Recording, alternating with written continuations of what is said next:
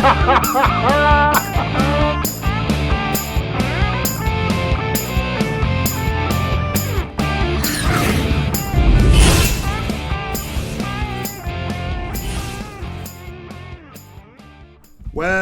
hello there, humans, hippies, and earthlings. I'm Bushka and Blitz. Very happy to be with you here today, having a little chat about the T-54, the wonderful Russian Metsky.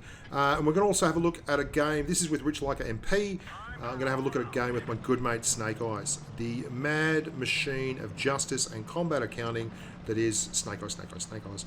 He'll be driving the... I don't know what he's driving. I can't remember. I think he's in a T62A or something. And I am in the T110E4. But that's the next game. In this one, we're just taking our time. This is a T-Rex game and on a Tier 9 tank. They've also got 5 mediums.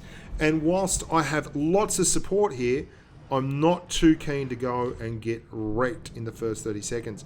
Now, if you're a heavy tank and you're rolling up to this area from the other spawn, you quite often will turn up around here.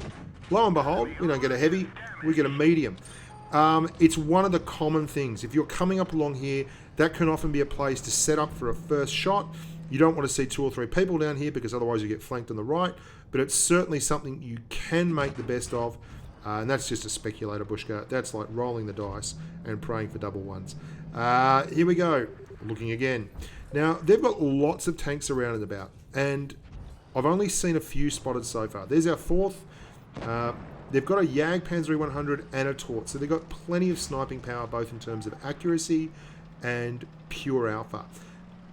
We've got 2 guys pushed up hard on the right side. Now, Rich is above me, and that 62A has been absolutely wrecked, unfortunately. Their 54 is playing a solid game, but he is still thinking that I'm in my old position, which was further around to the right, and hasn't watched me relocate. I don't know where that went. That was an odd one, almost like it half lagged out.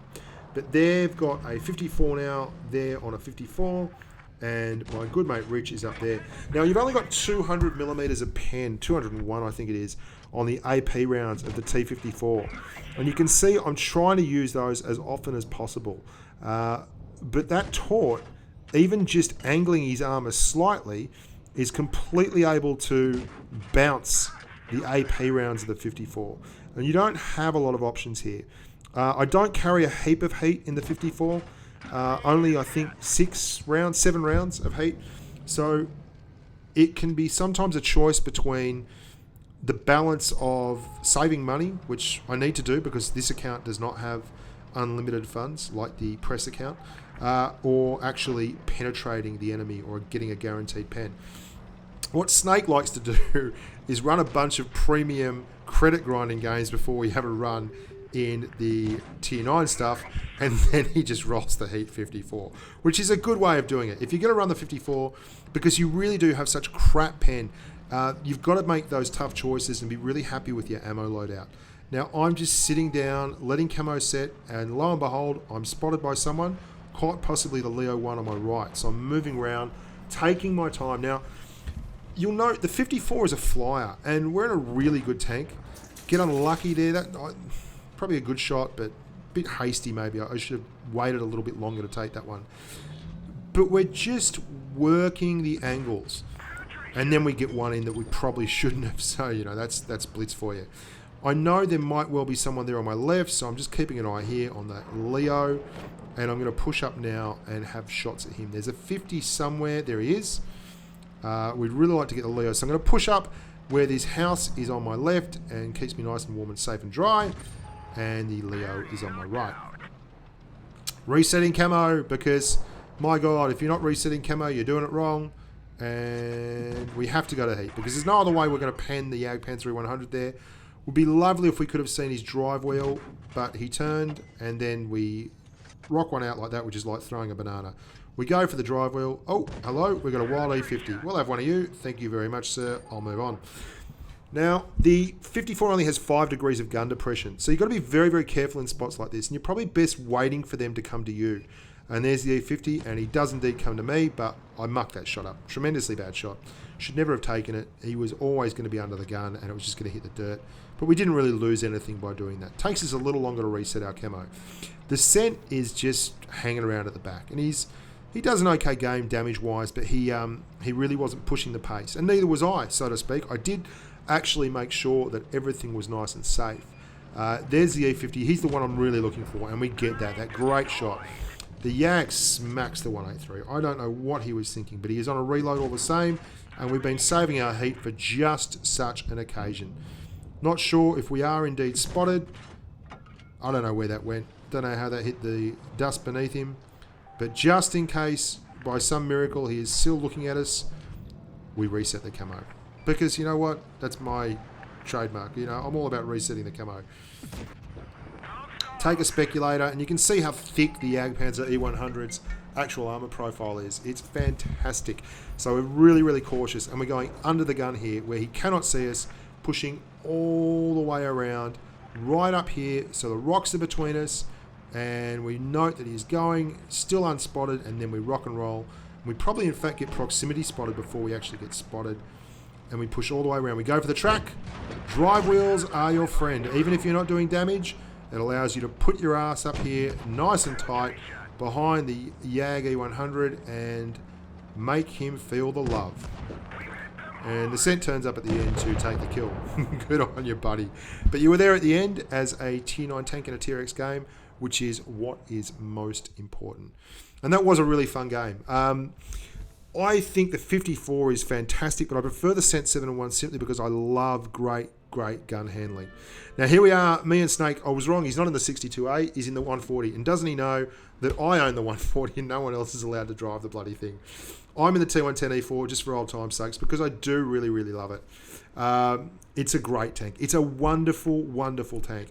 It is, in fact, more of a heavy tank, I think, than an E100. I think it's a better E100, better version of the E100.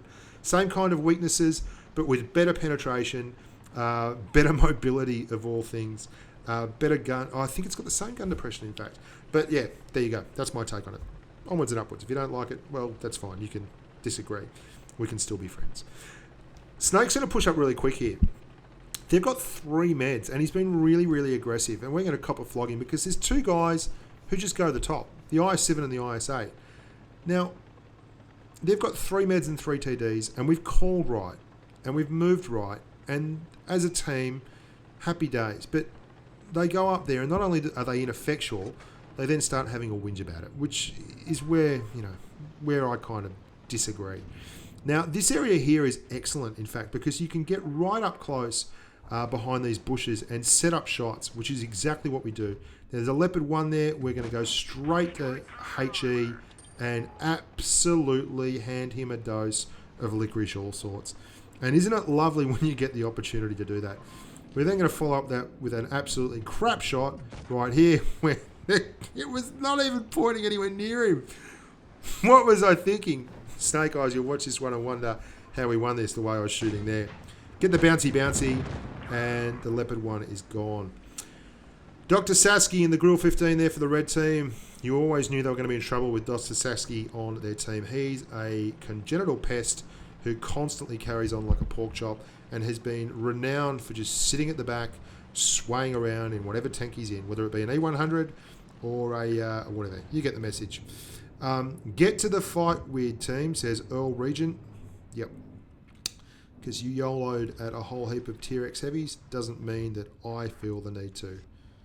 Yeah, whatever, buddy. You're an idiot. We're now in a sticky situation. And I need to stop talking. We've got to get some kills up on the board. And look at this. Double tap. Leave the 54 on a very, very low number. We're now going to move around to the right, but not before putting one in this 50M. Happy days. Now, we take one for our troubles, but that's all well and good because he's isolated. I'm just looking at this chat. I haven't looked at this up until now. Mate, I must have been off my meds that day. I'm filthy at this kid. I'm IFK. The T-54 is an ID guy, and he's a very, very good player. Apparently, it's inevitable that medium tanks fuck it up. There you go. Well, it's just me and Snake versus 4. And we're going to have to try and drag this thing across the finish line. Now, Snake knocks that E50M, who, as I mentioned, did get himself isolated, which was unlucky. He went in for the kill. But just because they had 5 on the screen doesn't mean that they really had a numbers advantage down there. Got to watch out for situations where you're isolated. The 183 is spotted by Snake Eyes, which is fantastic, and we get a really important shot into their massive big alpha gun. And that's a big thing, because if they had a tank like that with enough hit points to take a shot and give one back, you get in a very tough situation if they decide to press and hit point trade. 3 guns will beat 2 every time just about, unless you've got a huge hit point advantage and they're all one shots.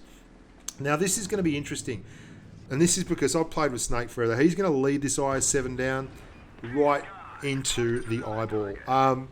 That was a pure Snake Eyes special, just leading them down. The waffle tractor isn't going to be so easily fooled. So what we do here is Snake is going to get their attention while I move behind them and set up shop with a shot right here, and then he's going to pull all the way around the other side.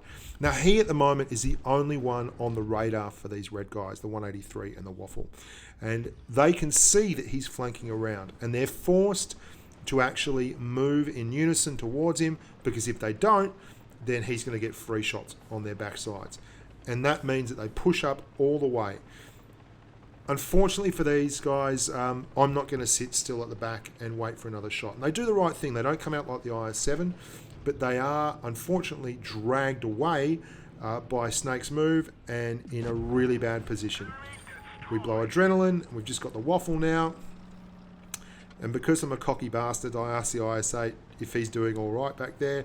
And I've got sore shoulders from putting him on him. Oh, God, I'm a wanker. I mean, you've seen, I don't win 100% of my games. Don't worry about that. I get smashed on a regular basis. And just the waffle left now. We're going to move up and we're going to reverse situations where Snake Eyes is going to push around on the top and I'm going to push around on the bottom.